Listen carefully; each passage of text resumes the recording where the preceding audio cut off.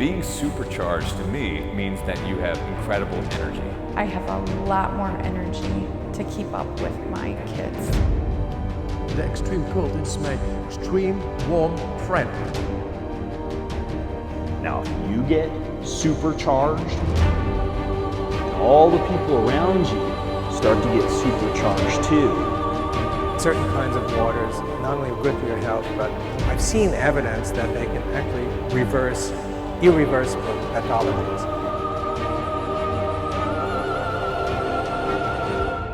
This is the future.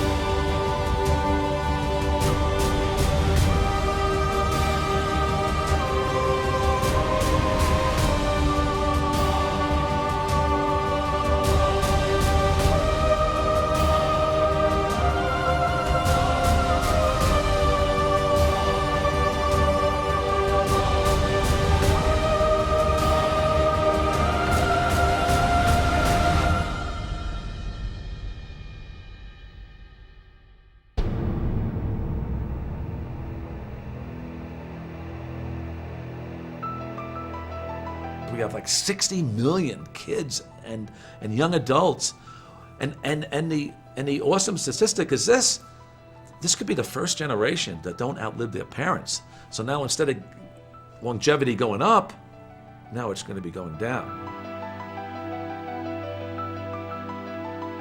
A lot of us are hobbling, we're not moving the right way, we're carrying extra weight, we're sluggish, we're slow. I was very obese, severely obese. I was over 320 pounds. I was just really unhealthy and very tired and sick all the time. 20 years ago, chronic fatigue syndrome wasn't really a recognised illness, and especially things like adrenal fatigue were just not really heard of. At that time I was only 22, and literally it looked like my life was over, and nobody knew what to do. And I thought to myself, well, probably the best way of getting over this illness is to just climb and do loads of exercise. And I thought, all the fresh air and good food and mountain exercise would heal me. Nothing could have been further from the truth, and obviously if I'd known what I know now, that because I was so strong-willed, actually just pushing and pushing actually just took me all the way down to sort of almost the bottom. It's like I had all this willpower to try things and try and get out of it, but my body literally didn't have the energy to do anything with it. Once I got back to England, I sort of started this 8-year-long journey of having full-on bed-bound chronic fatigue. It was very difficult to see your son, who's a bouncy, healthy, active person, slipping downhill completely. You felt completely helpless. Our conventional doctors here they said, well, you've got this virus and we don't know what to do about it.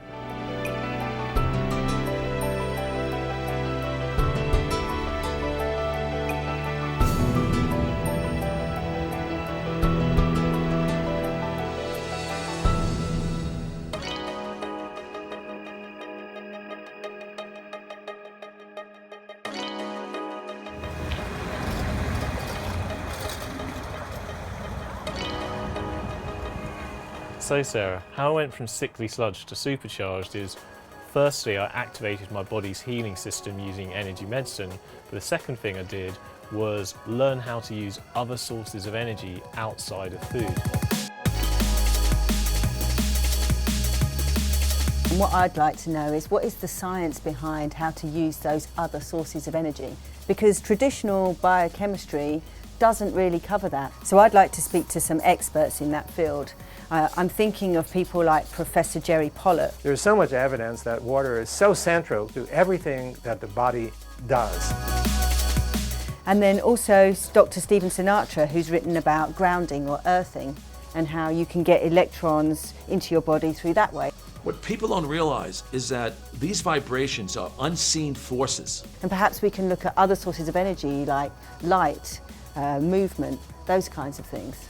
And what I'd also like to do is go and meet a number of biohackers who are taking this idea of how to increase their body's energy to a whole nother level.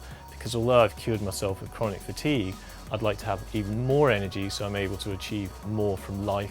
And the first person I'd like to go and interview is Dave Asprey of Bulletproof, because he was able to go from obese and having a low amount of energy to now being pretty much a superhuman business machine.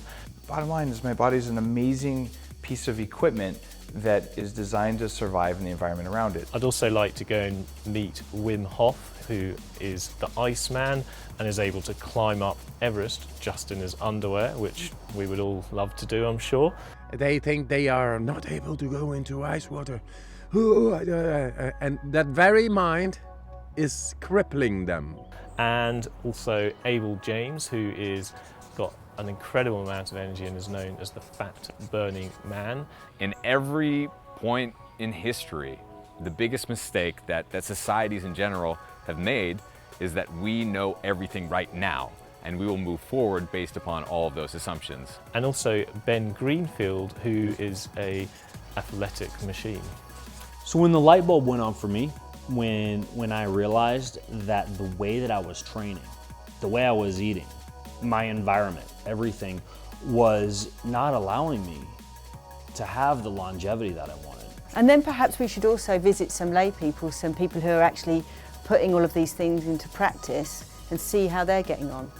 Yeah, I mean, there's some incredible stories like Jeremy, who has cystic fibrosis, but you would never know it because he does all of this rock climbing and has a huge amount of energy for life. I was born supercharged and I want to stay that way. And then there's Kate Towler and her kids, who have basically managed to help reverse the autism of her kids. Ryan, our son, has autism, which makes the mix a little bit interesting between the weight loss and the autism. And we also have Joe Polish, who was originally a drug addict but has managed to transform his life through movement and exercise, and also through changing his mental habits. And so somehow I learned that I can create my own internal power. I can learn how to do this. Okay, so once we've spoken to some of our experts and our biohackers, we should have a good idea of how to get energy in the body and how to maintain energy and have that energy for life. Let's go and do it.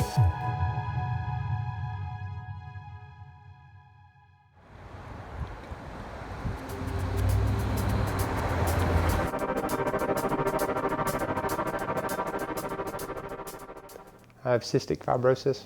I was diagnosed when I was 4 months old. So the biggest frustration is whenever they try to compare one patient to another, when there's so many things that are different about us that make up really who we are.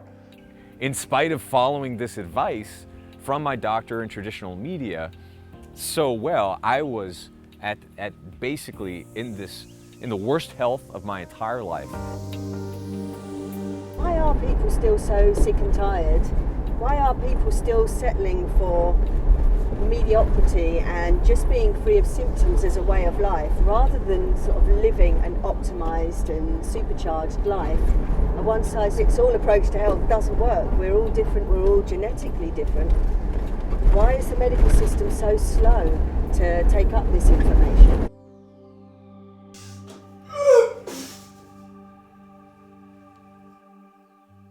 So the crazy thing is that people will see, like let's say, for example, a bodybuilder, right? They'll see a bodybuilder on stage and the person looks good, right? They're like our society's expectation of what extreme manliness or extreme femininity.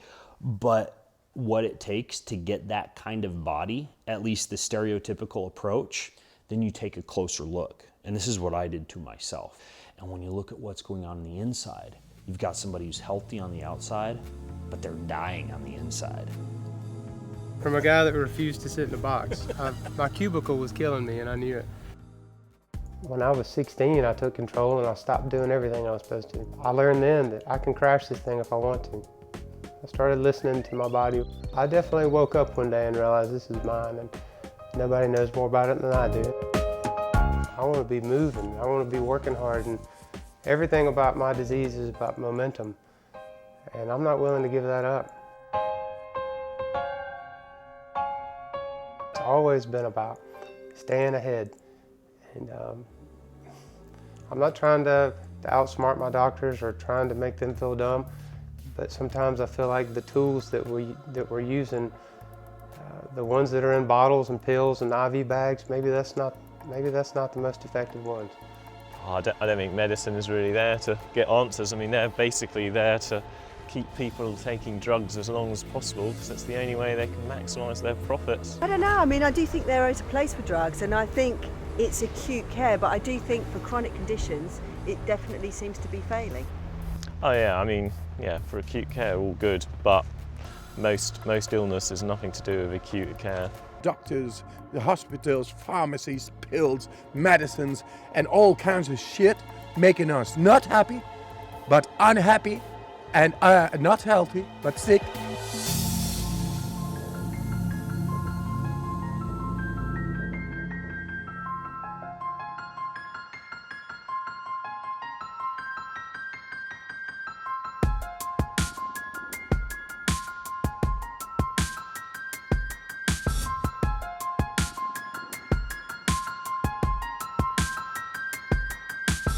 Most of us are led to believe that our energy comes from food, and of course that we know that to be the case. You know, we eat and we feel energized. However, that's not the only source of energy. So fundamentally, what life comes down to is energy. We need energy for everything we do. We need energy to move. We need energy for motivation, for passion, for thought. So life is energy. Don't worry, you're not turning red at all. One more, you got it. Well, for me, having a lot of energy means that I can get out there and do everything that I want to do in life. I think a lot of people that I certainly see around me are sick and tired of being sick and tired all the time. So to have that energy in your life, really, for a lot of people, it just means that they can just do all of the things that they haven't been able to do. Whether that is looking after the children, getting further in their career, whether it's just having time at the weekend to do the things they like instead of just crashing out on the couch after a week at work. So really, you know, having that energy, being supercharged, is really such a fundamental thing. And really it's in everybody's reach. There are very simple ways to get this energy. Energy is the most important building block for life. And for instance, when you don't have any energy, you can't really do anything. You can't have a career, you can't be happy, you end up diseased and ill, which is what happened to me. And the opposite of that is when you have abundant energy, you have like a super lightning quick mind, you're much happier, you're able to flourish in your career. And in short, you know, the happiest, most successful people have abundant energy for life. Everybody knows that we get energy from food, but really, when you think about it from a fundamental point of view, food is just electrons and movement of electrons. And it's electrons flowing through a chain that cause the release of energy in the body.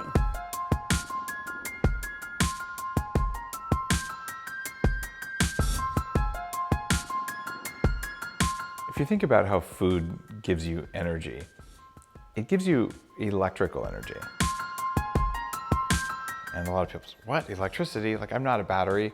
Well, parts of you kind of are like that. Because what happens is you eat food and glucose or fat or protein, these things eventually, we hope, unless they're stored as fat or excreted, they turn into ATP, which is the primary thing that the mitochondria in our cells use. So they generate ATP, they use ATP to get an electron. That would be electrical. And once they generate that electron that fuels the cell, then they recycle ATP through a process in humans that's kind of like what most people know happens in plants with photosynthesis.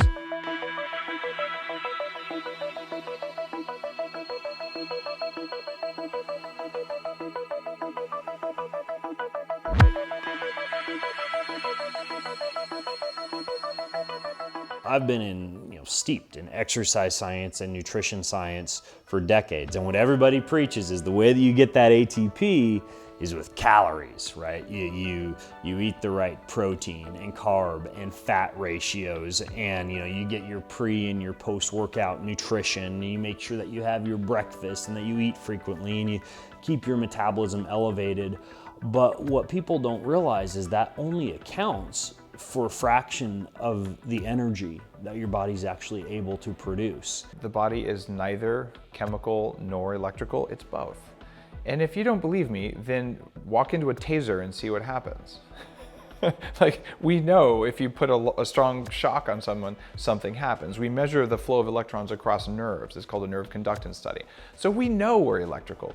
We just like to think that we're chemical. And that's a broken model, because you can affect electricity with chemicals and you can affect chemicals with electricity.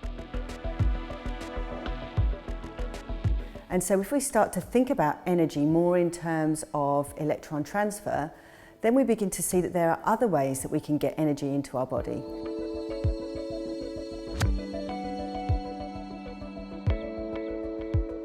There are all these other ways that you can increase the electron flow in your body. So, for instance, just like a plant does photosynthesis, you can use light to create electrons in your body through structured water. There's one source of energy that comes from light. We have direct evidence that the light produces energy. If you're not taking into consideration your body's charge based on the amount of light that you are getting, the amount of light that you aren't getting, or even the type of light that you're getting, blue light versus red light versus sunlight, then what that means is that all of your efforts to eat a healthy diet, they're for naught unless your body is actually charged properly. You can also do things like grounding, where electrons are sort of coming up through the earth and through your feet.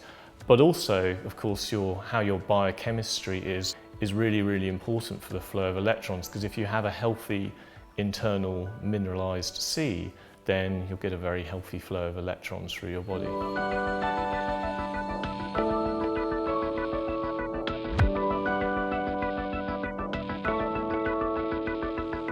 The most crucial thing for our health and for getting and maintaining energy in the body is being in the correct environment. When you change the environment around you or the environment inside you, your biology responds. You don't will your biology to do something. You give your biology a signal, and the signal your biology listens to isn't what you want. It listens to what the environment tells it. So I consciously manipulate the inputs to my body so that it will behave itself. And when it does that, it unleashes a huge amount of willpower and energy. And from my perspective, the environment is at least as important, or perhaps more important, than the food you actually ingest. And I know in my own case, when I was trying to get better from chronic fatigue, I'd followed a really, really strict, super healthy diet for years and years, yet I was still ill. But the moment I actually changed my environment, started changing my relationships, started changing, in fact, where I lived, some of the activities that I was doing, making sure that I was getting out in the sun and like doing activities where I was connected to Earth's electrons. The moment I started to do that, my energy levels started to soar, and my diet was consistently the same, both in the early stages of my illness and also when I changed my environment.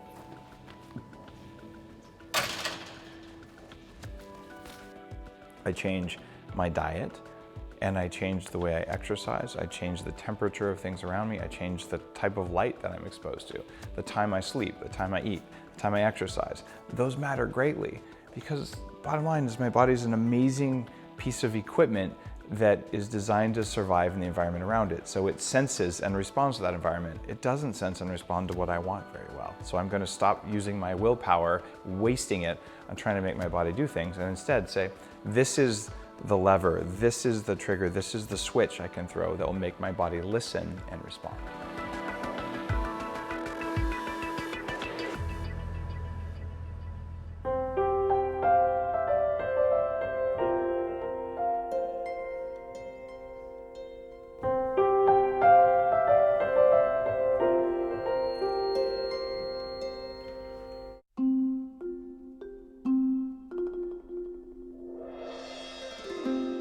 May Wan-ho, a hero of mine and someone who wrote extensively on water, she said that water is the medium and the message of life.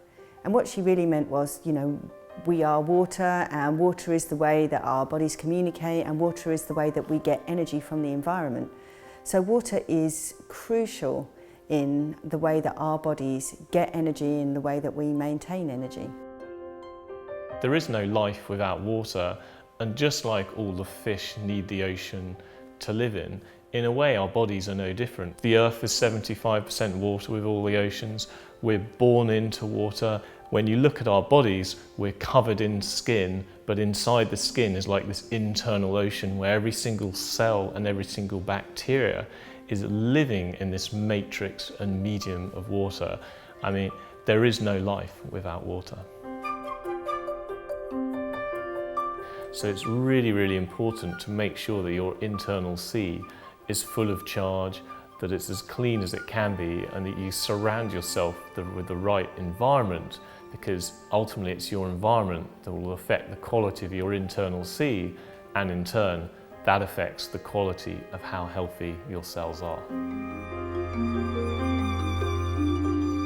Water that's actually vibrating at a specific frequency, specifically a frequency you would find in nature, right? Like in water traveling in underground springs, and in the type of form that we might find in water, like tumbling down a mountainside, you know, coming out of the hills. That water vibrates at a frequency that's far, far different than a water that's just like sitting, stagnant, unmoving, the type of water that frankly most of us drink. And the idea here is that when water is vibrating with that frequency, it's able to carry a lot more energy. It's what's called structured water, and it's able to feed into the cells a lot more easily. And it's a far, far better way to hydrate the body when you're drinking that kind of water. It gets into the cells a lot better. It's able to carry energy a lot better, and water is more complex than just H2O.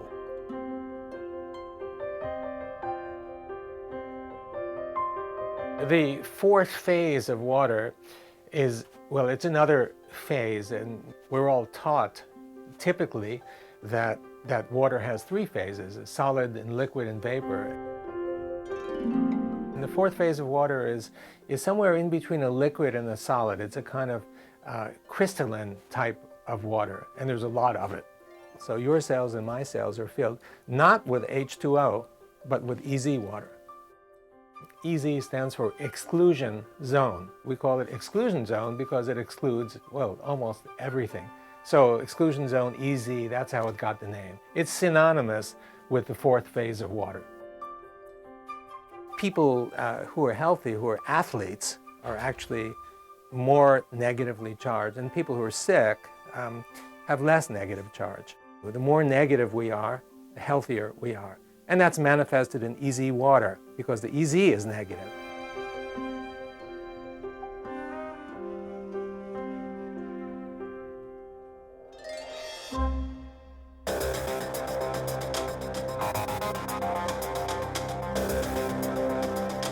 We think of the body as a very complex organism, and obviously there is complexity, but the body is basically a battery. You need recharging of this battery. We need recharging. The kind of recharging that we get is not only from the food that we eat, but also from the light that's absorbed. That's the energy that builds EZ water and separates charge. It's the separated charge that I believe is the essential part of running our system. This is fuel for our body. Most of us think of water as being this carrying medium for all of the nutrients and oxygen so that our cells can thrive. But that's actually not its only use in the body. It also has this really peculiar property when it's inside cells, as it ends up in this gel-like type structure, and when it's in that form, it's actually able to convert heat and light into a source of electrons for your mitochondria to use as a source of energy. In other words, your body acts a little bit like a body battery that is able to be charged through light and heat. Okay, so pay attention. I'm going to explain the body battery. Just like in a normal battery, where we have a positive and a negative terminal, This is the same as what happens in our body with structured water, which forms the negative terminal of the battery. And in the same way that you have to charge a battery, we also have to charge our bodies. And we can do this with energy sources such as from the sun, from ambient heat around the room. And we're also going to be looking at things like how you can charge with cold, with movement, and with grounding. Ta-da! One of the easiest ways to get structured water into your body is to drink pure spring water or glacial meltwater or water that's come from a natural well. Another way to do it is to drink bottled spring water in a glass bottle, or to juice organic vegetables, or to expose your water to sunlight. Another way is to drink concentrated structured water. I mean, you can also do loads of activities, like for instance, you can just go swimming in the sea, or go and sit in a nice cold river, or you can go kite surfing or surfing, but all of these ways are ways of getting in touch with structured water. And there is actually a scientific benefit to this, because as soon as you're exposed to water, it makes your skin more conductive, so you're able to get Earth's electrons into your body more easily. And by definition, you're already out in nature and being exposed to the sun. So to get the maximum benefit of structured water, drink it, but also be out in it, play in it, live in it.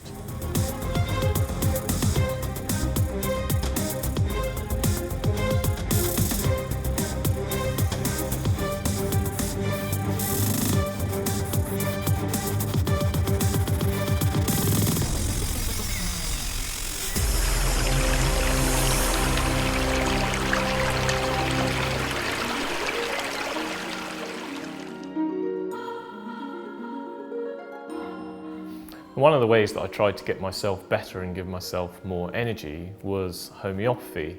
Now, how homeopathy works is you take a substance and then you dilute it millions of times in a solution like water, and then you take that solution and you drop it onto a sugar pill and end up eating the sugar pill. However, what's curious about homeopathy is what you're actually diluting is intrinsically a negative message, because for instance, you take something like Nux vomica, and then the idea is that your body will react to that particular negative message to trigger a healing response to get yourself better. Now with myself, I ended up getting this reaction from homeopathy, but unfortunately I didn't get myself cured.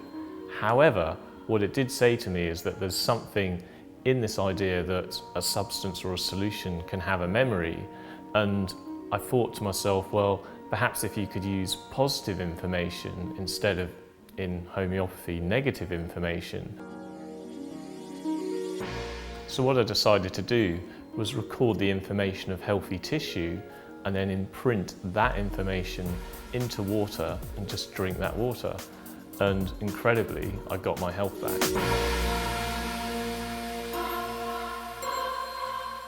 What Professor Pollock has been able to show is that water under certain conditions, i.e. when there's lots of minerals present, or when it's next to water-loving surfaces, such as that you get in all cellular tissue in the body, is that water has a structure, or if you like, crystalline properties. Now why that matters is that as soon as you have a structure, you're basically able to record and imprint information into that structure, which is extremely useful when you're trying to transmit information into the body.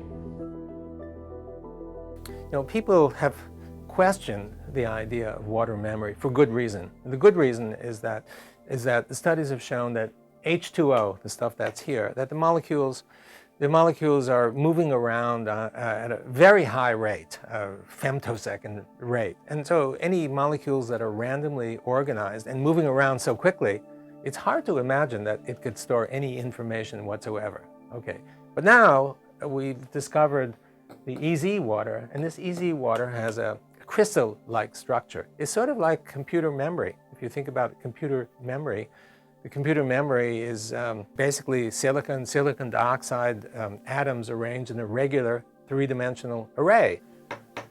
This is similar to that. And so there's a possibility that the same principle that's used in computer arrays could be used here. So the possibility exists that this could store information. When we first started working with water and discovering this phase of water, we didn't, of course, at first know the structure. And the idea of information in water was something that seemed weird and strange and, you know, maybe possible. But now, with each passing year and seeing information, experimental evidence, clear experimental evidence that it can exist, it has changed my view a lot. So what I decided to do was record the information of healthy tissue and then imprint that information into water and just drink that water. And incredibly, I got my health back. There's so much evidence that water is so central to everything that the body does. This is the future. There is compelling research that says there's something going on with water and that the water carries information in it. So Harry, maybe you can summarise what we've just learnt about memory of water, because really it's what helped you on your healing journey. Yeah, absolutely. Now, one of the great things about structured water is that it's much more easily able to contain a memory. And that memory can either be positive or it can be negative. Like, for instance, if you're living in a city and drinking a lot of tap water, that water continuously picks up all of the bad memories of all the chemicals and drugs and pharmaceuticals that are in the water system. Or equally, you could take really clean, fresh spring water that is highly mineralized, and you could add your own positive information to it, depending on the effect you want, which is exactly what I do at home.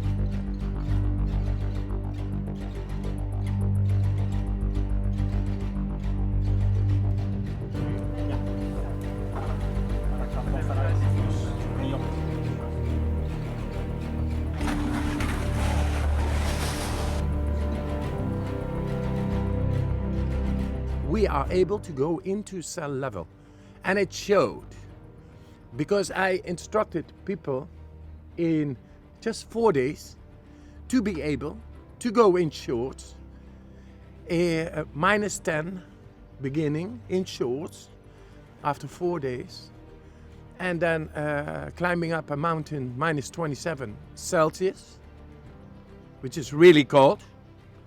And the doctors were with us, completely dressed, with shawls, gloves, hats, and coats and all that. And they were suffering from cold. And these guys, 12 of them, they were not suffering from cold. They were dancing. We did the Harlem Shake on top of the mountain after hours going from -10 to -27. Okay, go! I mean, in sports medicine, people have been doing cold thermogenesis for years to treat injuries, to lose weight and things like that. But I think where Wim Hof has taken this to another level is he's been able to prove and show that you can take completely ordinary people from in any type of state, however much energy or however little energy that they may have, and be able to do cold thermogenesis and then be able to do things like walk up mountains with very, very little training just in their underwear. Now that's completely incredible.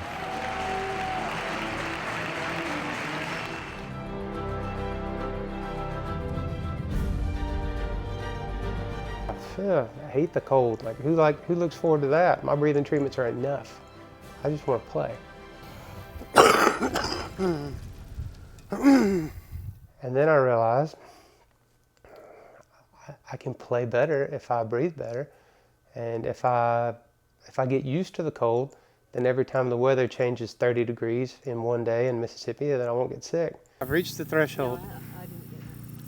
Are you getting out? No, the shiver has shut off. Now I can stand here all day. And after about 3 minutes of resistance, the nervous system just melts and it stops resisting. And all of a sudden, what was a really painfully cold ice bath becomes like a blissful experience. Your body generates a huge amount of endorphins, basically onboard opiates that make you feel really good, but also help to regulate inflammation. So then you get out of this before you start shivering, and believe it or not, you don't shiver for the first few minutes, and then you're a little cooler for hours and hours. And to get warm, your body burns hundreds more calories, it melts white fat, and it adds brown fat, which is this energy-dense kind of fat that you want to have. Absolutely within the possibilities, but slowly. Listen to each other, go with each other, give each other all the synergy existent, and let's go do this. Geweldige kracht. Mooi Niels. Lars, hier is het. Last year, after we did a study, competitive study with the doctors, because they saw I could influence deeply into the autonomic nervous system. That what is not under our will. It's out of our will. We are not able to influence therein.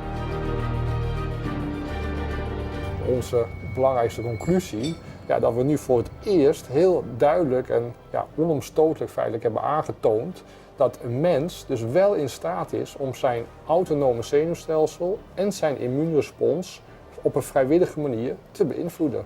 En dat was echt iets wat in de tekstboeken staat, dat kan niet.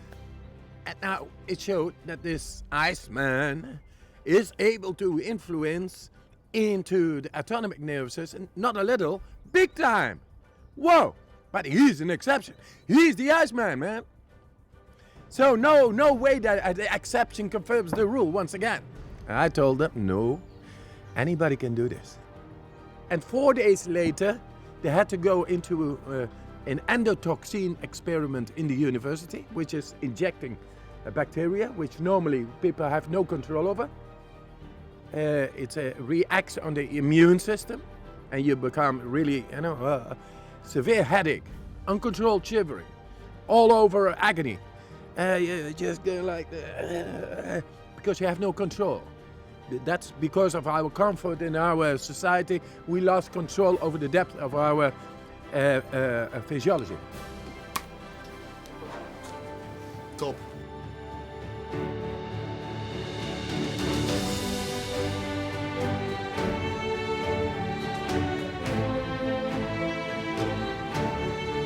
We are animals at a certain level, and our biology expects there to be a summer, a fall, a winter, and a spring. We like to think that we're sort of separate from those cycles, but we're not. When you use cold to tell your body, oh, it's nighttime, you sleep better. When you use cold to tell your body, burn fat, it will do that. Well, we started out with face dunking, and that was all right. That wasn't too bad. Going into the compression shirts with the ice on the chest, that was a little bit more difficult. And then I said, well, you know what? I'm gonna jump in with 2 feet and take a cold shower, and which eventually turned into a cold bath. And then I kind of realized, why don't I just go sit in the snow? A strong belief is able, like this mother who sees her child under the car, it lifts the car. You see? That's focus. That's the capability of our brain, but we do not know how to tap into it. Right now, we know.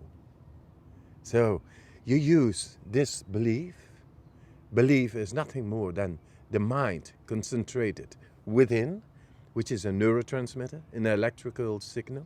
You just do it. And you get to the cell level, and you use breathing to become alkaline. Because this neurotransmitter is the induction of the neurotransmitter in an alkaline body is very fast. So it listens. And then you are able to confide and to trust your body again, to be able to resist, for example, a bacteria, or stress, or an adventure, or a challenge, or any goal fulfillment. Remarkable finding that I would like to share with you is that he increases his metabolism. He can heat up his body.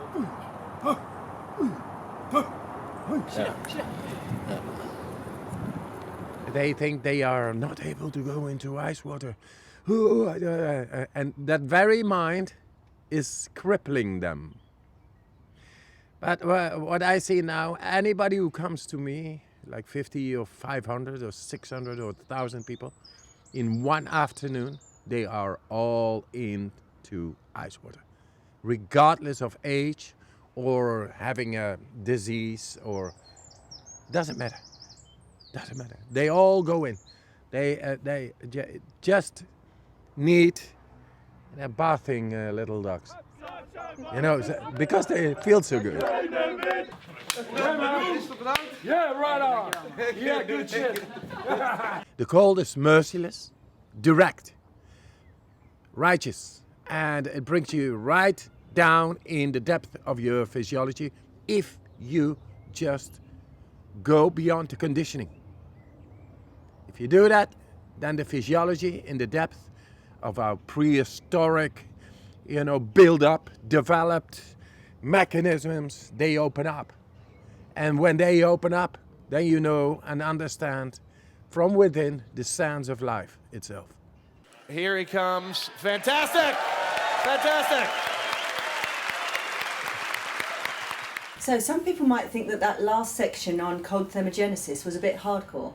Well, the thing is, Sarah, cold really activates healing. Like, it helps to correct all your hormone levels, it helps to generate internal heat to charge your body's battery, it increases libido, it corrects thyroid issues, and generally it's really good for you. And really, it doesn't have to be that difficult. You can start with something as simple as just dunking your face in cold water for a few minutes at a time. You can also just go and have cold showers, or if you're really hardcore but you need to work up to this, what do you do, Sarah? Well, what I do, because I live near the Pacific Ocean, is I just do sea swimming for 10 minutes 3 times a day. But I think if you want to go all the way, like Wim Hof does, he does loads of deep breathing, so he super oxygenates himself and calms down his nervous system, and then he jumps in the ice. Yeah, so basically you don't have to be climbing up mountains with just your underwear on to do cold thermogenesis and get the benefits.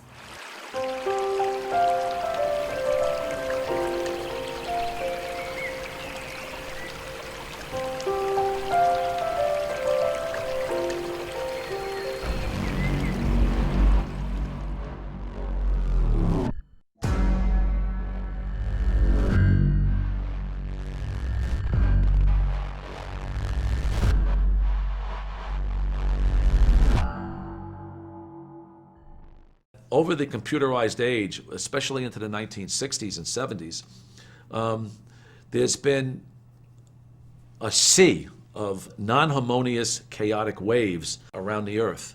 And it comes from cell phone towers and computers and baby monitors and Bluetooth. If you think about modern life, we're now almost completely disconnected from nature. You know, we go from heated homes into our cars, into heated, artificially lit offices and back again. It's a completely different lifestyle to the one that our ancestors would have led, being more connected to the ground, sleeping on the ground, being in tune with natural day and night cycles. So from the point of view of the life that we live now, it is a completely different life. You know, we are much more connected to technology, to our phones, which are emitting blue light. In effect, it's an artificial sun that we're looking at, you know, sometimes from early in the morning till late at night. So really what we need to do is get back to a more connected way of life, back to a more natural way of living where we're more in tune with our natural cycles.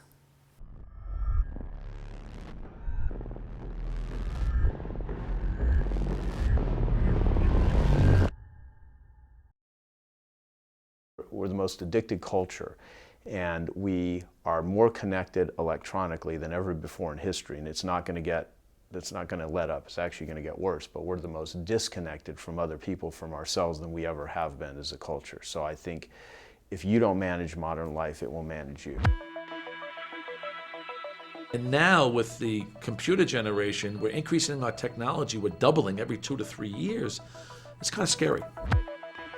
And we think we can control, we are the technology, we are, wow, so much above animals. But we cannot control our happiness. And I do realize that when I was obese, I would sit in a room with 1,000 watts of bright halogen light late at night, studying and reading and doing work and things like that, which is something that contributes to obesity that no one talks about.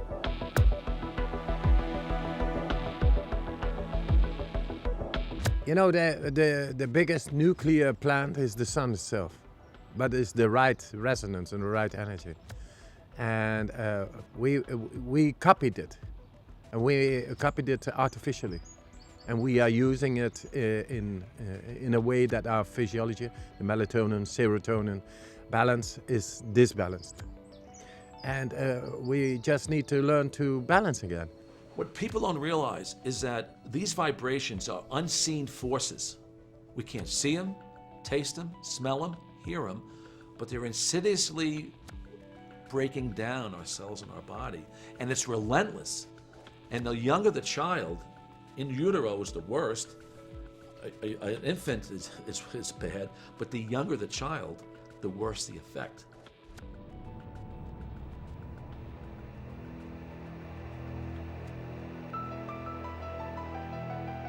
What Kate's managed to be able to do with her family is really help her kids to become in tune with the circadian rhythms.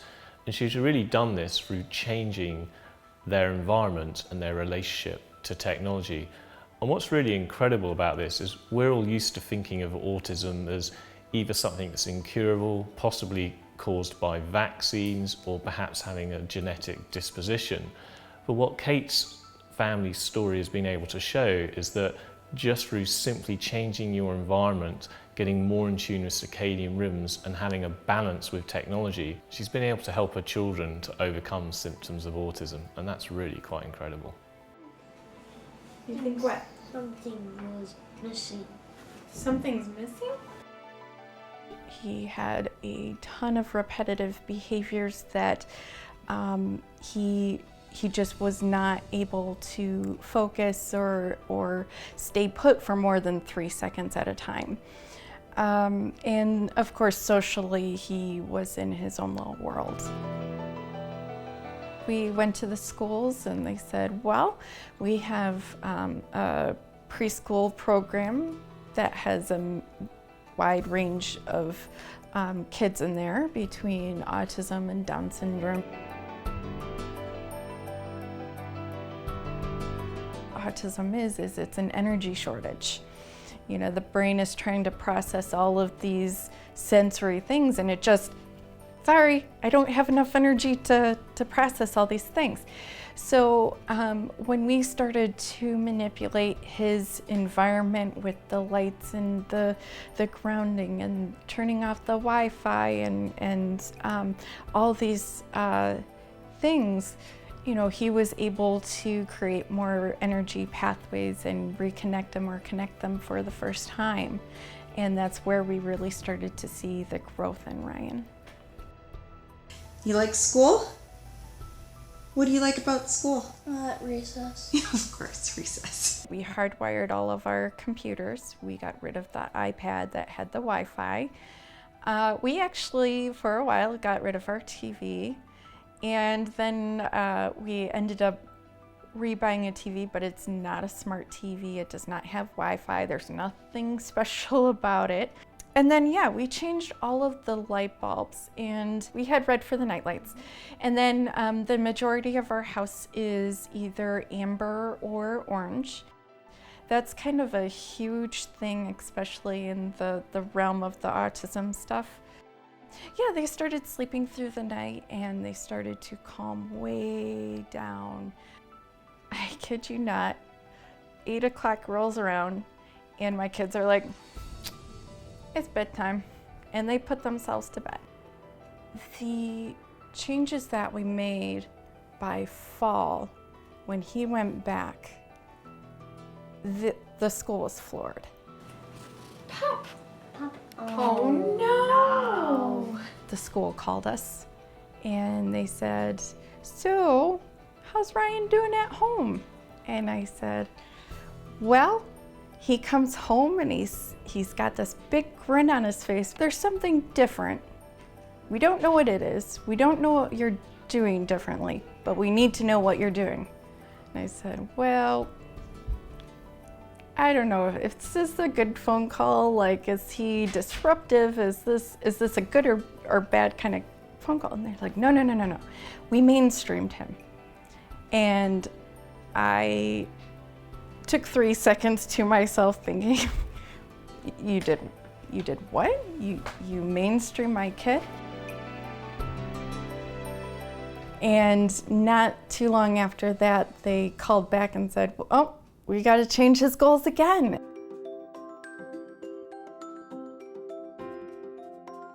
But I fight the damage. I try and marry a modern life to an ancestral life. How do I do that? I have things like dirty electricity filters installed in each room in my home. So I'm limiting the amount of electrical surges that are occurring in my home. I use the internet, but I use metal shielded Ethernet cable in each room of the house, and rather than having the Wi-Fi router on, I plug into the wall outlets. Just about everything in my home that runs on electricity has some kind of an EMF blocker attached to it.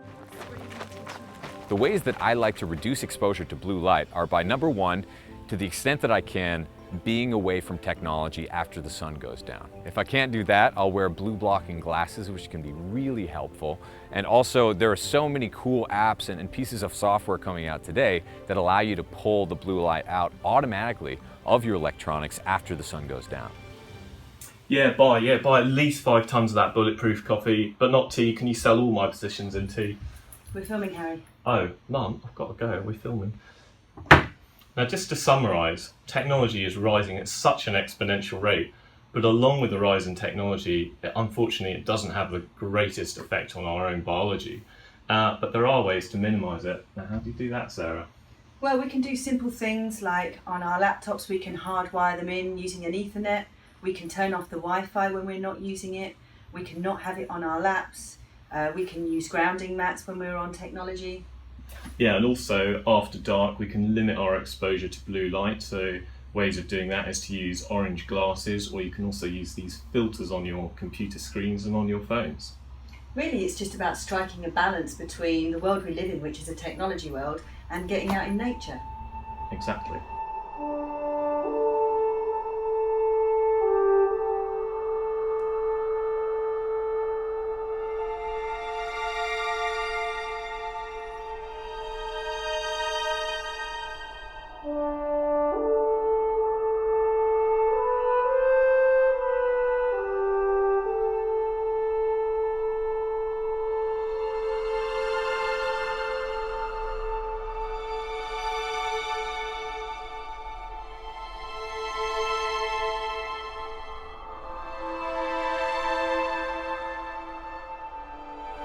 What a good idea to come for a walk, Harry. I'm starting to feel a bit more charged up. Oh, I just love being out in nature. You can just feel the sun on the back of your head and all the electrons coming up through all your feet. There's a reason that you feel good when you go out in the sun. Your body is actually using that sun to create nutrients for your body to thrive on. And so many of us today are just kind of stuck in cubicles or stuck in cars and dodging the sunlight because we've been brainwashed to think that it's going to give us cancer immediately. Or if we do go out in the sun, we're slathering all these other toxic chemicals onto our body to make sure that we don't get even a little bit of sun. But if you want to optimize your health, sun is an essential nutrient for your body and a source of energy.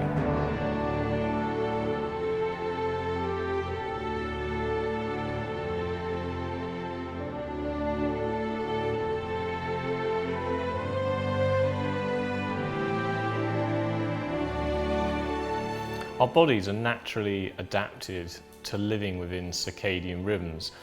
And what we mean by that is, if you took all of our technology and modern lifestyle away, we would wake up from the sun, the sky would go blue, and that strong blue light would stimulate cortisol, so we would get this nice rise in energy. We would go out and hunt for our food and do quite active things during the day. And then as we get towards the end of the day, the sun begins to set, it starts to go orange, and it starts to produce melatonin. Our cortisol level goes down, our melatonin goes up, and we end up in this nice natural state, so we get a really, really good night's sleep.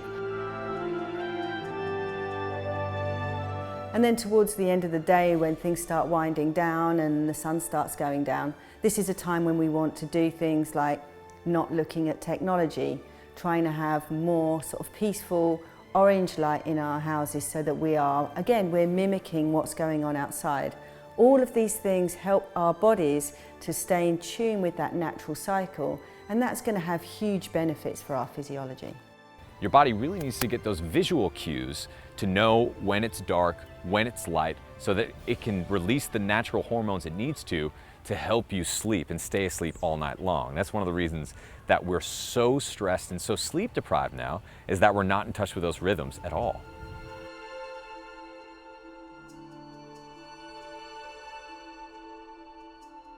Look at you, Sarah, what are you reading? I'm actually reading about the photoelectric effect, Harry. I think we really are missing a trick with this. I think you might be missing a trick, that it's actually all out here. It's not in the book, Sarah. How about just experiencing it? Yeah, you can see how it works in physics, but why wouldn't it work in biology? I've got my rope tied in, I'm putting on my shoes, I'm going to go climbing. I'll leave you to your photoelectric effect. Yeah, you crack on, Harry. I'm just going to finish reading this chapter. All right, well, by the time I'm back, I expect to know all about it. It's all about balance. I mean, you don't want to lay in the sun for an hour and you don't want to get a lot of actinic damage, but 20 minutes once a day is not going to hurt you. So the take-home message from that was really nature knows best. Now, sunlight is just as important a nutrient as any vitamin, mineral, or even food itself. And to get that nutrient, you need to expose yourself to sunlight, especially in the morning when the sun's not at its strongest. But really, to summarise, all you need to do is be in harmony with the sun's day and night cycles. So during the day, get out in sunlight, let it charge your body's battery, and at night, just calm yourself down, get an early night, and don't stay up watching blue screens all night.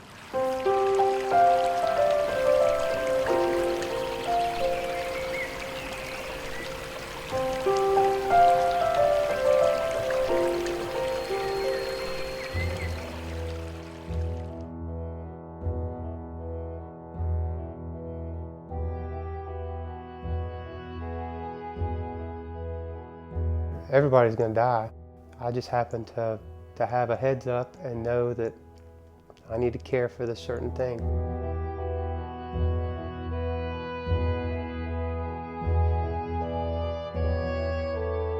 Now, Jeremy was born with cystic fibrosis, which means the energy stack is unfortunately against him, where with every breath he needs to get as much oxygen and energy in as he can. To tune out the noise and really pay attention to what's going to feed me was important. And I've been through all kinds of stages of not taking medicine and total rebellion, and some of it was punk rock music, but it was mainly inconvenience. I just didn't want to do all that junk just to survive. And then I started to see how can you not? Like, life is too fantastic. The people around me made it so obvious. I love climbing and adventure and all that stuff.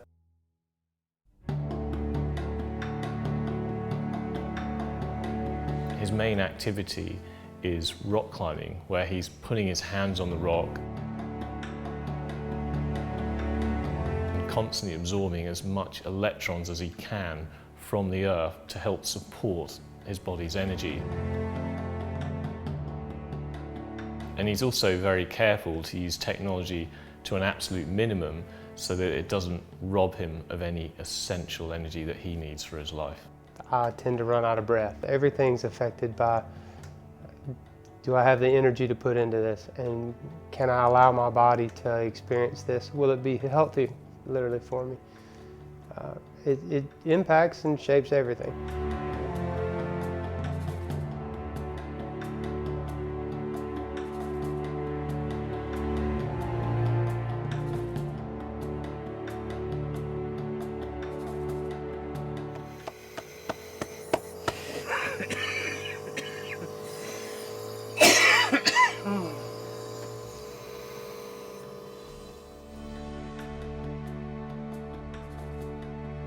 I feel like my body is harvesting electrons, or in this case, or happy thoughts, or whatever that feels like. But I just know that I'm tuned in, I'm able to utilize the world around me, and no longer is it something that's holding me back from optimal. This is something that I was born into, and I don't have to fight it. For once, I can just fall right into it and let my body be at home. So, yeah, I could tell you that my heart is a cathode, or that it's a super magnet, and that when I do CT, that I feel like I'm strengthening the magnetism in my body, and I'm pulling the most beautiful things in this planet to me. And that is what I tell myself. When I feel like I'm doing everything that I can do, I feel empowered, and I often when I'm grounding, for example, or climbing, I literally feel charged, feel supercharged. A way that I've been able to increase my energy through my healing journey is my relationship to my outdoor activities. The two of my favourite things are, one, kiteboarding, which I do on the ocean, so I'm constantly in touch with the electrons straight from the ocean. And then the second thing is rock climbing, where I'm able to put my hands on the rock and spend all day outside and totally be in tune with Earth's magnetism and grounding electrons. When I was a kid, growing up in New York City, we had the ocean right near us and the beach, and we'd go every weekend in the summer. And I remember an experience of getting buried in the sand. I mean, most of us know about walking barefoot on the beach. We feel good, but we don't really understand why we feel good. And I think the reason we feel good is we're touching the earth and gaining negativity. But I was buried up to here. My friends buried me, and we buried them, and it was fun.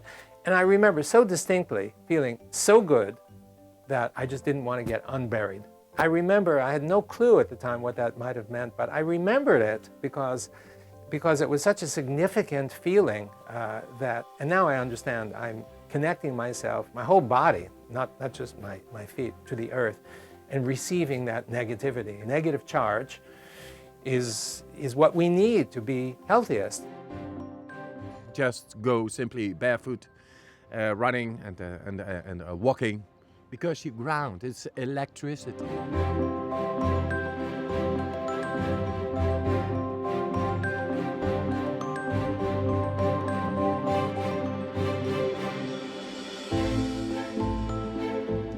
So in earthing, what we showed is not only do you thin the blood, but you balance the autonomic nervous system. But what's the mechanism? I mean, how does that happen? What you're doing is you're absorbing electrons from the Earth's surface. But where do the electrons come from? Well, they come from solar rays, they come from, sunspots, but they come from lightning. People don't realize it, but the Earth is struck by lightning thousands of times a minute, especially around the equator. And the Earth is charged with all these electrons, and the beauty is they're free. When we put our bare feet on the ground and we take in that Schumann energy, the 7.83 hertz, what that does, and the experimental work that I've done on it, shows that we improve the blood viscosity. In other words, we make the blood thinner.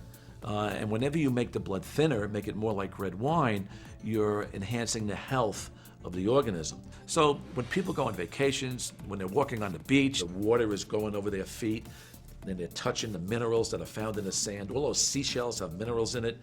And that K1 point, the sole of our foot, is a crucial point because it's actually the master point for the meridians, the energy processes of the body. So when you walk barefoot on the ocean or on grass or on concrete, you're absorbing the energy of the earth, and the energy of the earth, Mother Earth, is healing. And the bottom line, it quenches the fires of inflammation. That's the bottom line with earthing. So merely by walking barefoot or sitting in a mud bath, you can achieve that increase of negative charge.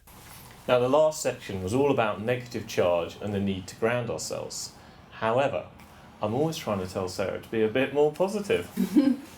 Well, when we're talking about going barefoot, we're actually talking about being more negative. Because when we put our bare feet on the ground, we're actually drawing up negatively charged electrons into our body. And although, as strange as it may sound, that's what we need to power our body's battery, that negative charge.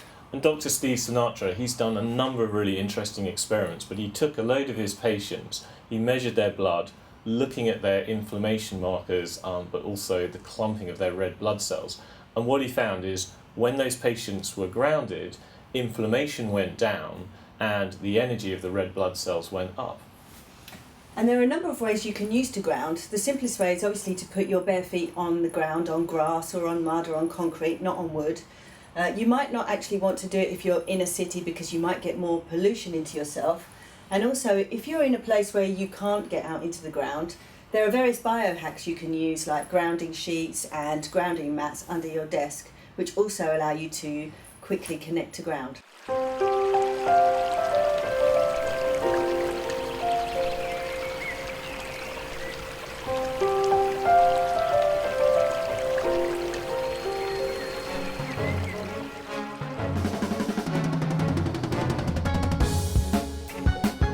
One of the biggest things that we're missing today in our own circadian biology is movement. Now, a lot of us exercise and then we go to being sedentary all day and all night, and then we go back to exercising again. Most of us need to exercise less and move more, just as part of our daily habits. But Joe's an amazing character because he was able to overcome his addiction problems simply by going to the gym, doing more movement and changing the state of his mind.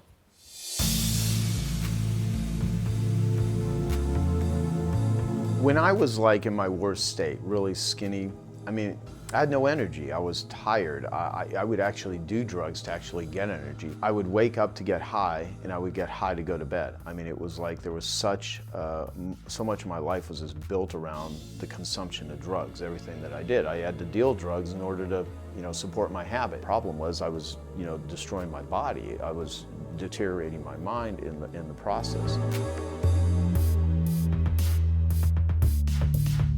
I completely removed myself from all my friends, all my relationships, everything related to drugs where I didn't have access to it. And that gave me a period of time where I literally could stop. I started working out. I got a job at a gym. I started selling health club memberships, and I completely changed my lifestyle. And I started exercising, and it was painful and I was sore, and it took a while to kind of learn what to do and how to do it, but I was there and I kept doing it, and all of a sudden I started feeling better. I started feeling more energetic, and I was like, wow, I like the way that I feel, and I love that. And so I totally got into exercising, and I transformed myself physically. I was never like this big guy, but I became very muscular, and I became very strong, and what it did for my mind and how I felt. And I was like, wow, through exercise, you could actually reproduce, chemistry in your brain. Sometimes a gym membership will do more for someone's mental state than, going to a therapist. There's a Indian proverb, which is, he who has their health has 1,000 dreams. He who does not have their health has only one. And having been so close to death by my own behavior of doing drugs, I think I had a great contrast of, man, here's what it looks like and feels like to be incredibly ill, to be incredibly out of it. And here I am feeling strong. I want more of that.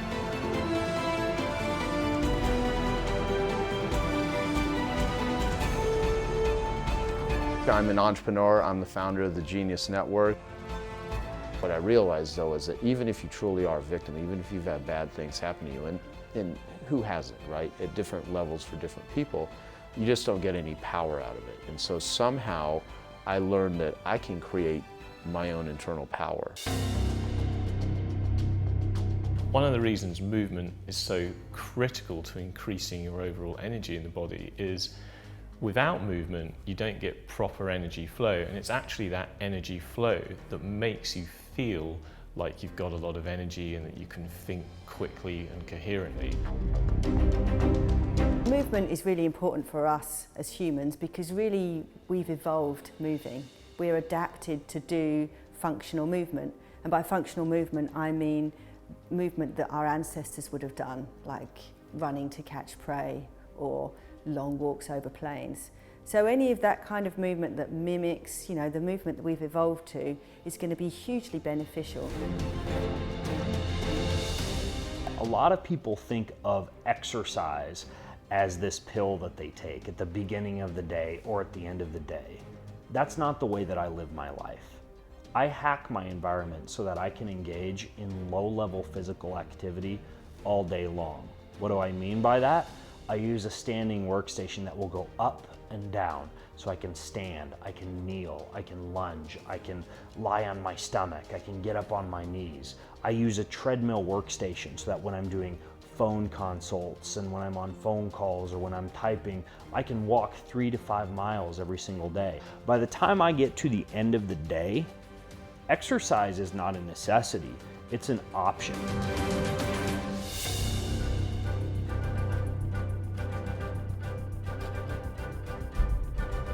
A lot of people think that to get fit, you have to exercise for a really long time, especially if you want to do things like build stamina and build endurance. But what research has shown is that you can simply expose the body to really brief bouts of high intensity interval training to build fitness just as fast. It's a lot better than a 2-hour run, isn't it? Yeah. One of the things that I'll do on a bicycle or swimming or lifting or running is simply brief bursts.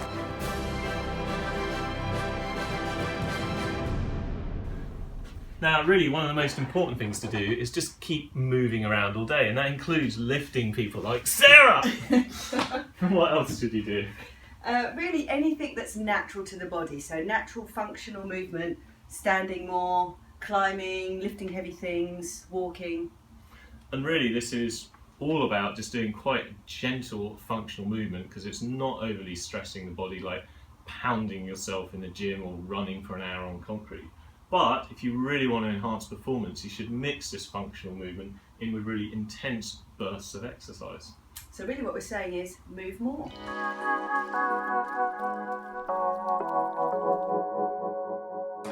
It's always been about staying ahead. And I'm not trying to outsmart my doctors or trying to make them feel dumb. Sometimes I wish we'd stop trying to chase down a cure and just try to be the cure.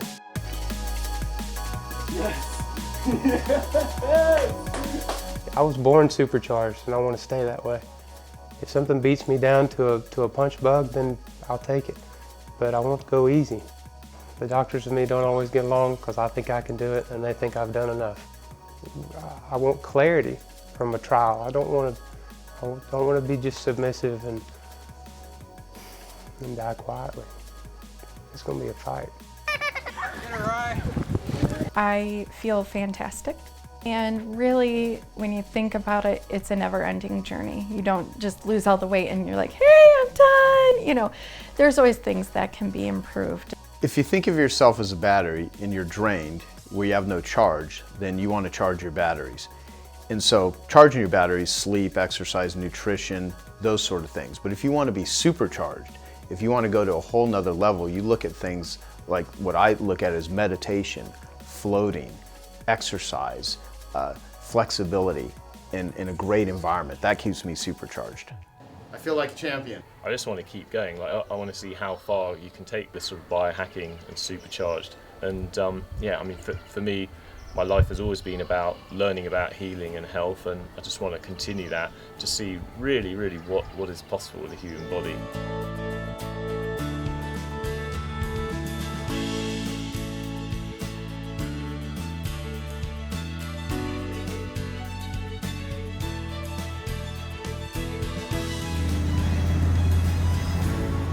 One of the most fascinating things to me is, despite learning all the science behind what it is to be supercharged, ultimately what it's all about is getting back to nature and charging the water in our body batteries. And so I love to see people go from being kind of fat, sick, and sluggish to all of a sudden being beasts in their day-to-day lives. All of a sudden they're making tons of money or finally taking that vacation with their family. They're doing things that they've always wanted to do because they experience being supercharged. And once you do, there's no turning back. So we're living in this charged, connected environment. Now, if you get supercharged by optimizing your air, your light, your water, your electricity, your emotions, and all the people around you start to get supercharged too, then all of a sudden we bring up and we optimize the physical, the mental, and even the spiritual performance of the entire planet. And I find that incredibly exciting. As you start to get supercharged and use all of these alternative sources of energy outside of food, your body ends up like this living matrix of energy where you feel like you have abundant energy for life. That's supercharging. That's more than the normal. And that should be normal, to be supercharged.